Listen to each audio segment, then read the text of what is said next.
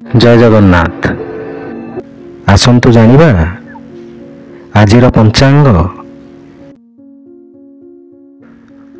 आज होछि इंग्राजी मास फेब्रुआरी 22 तारिख 2025 मसीहा शनिवार।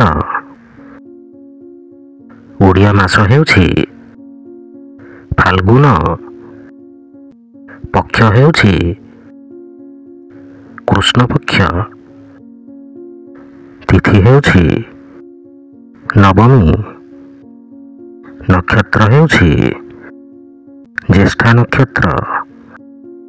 कुंभ। दिन 11।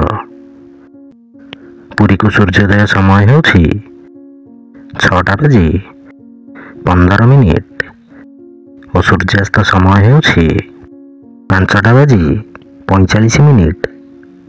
जय जगन्नाथ।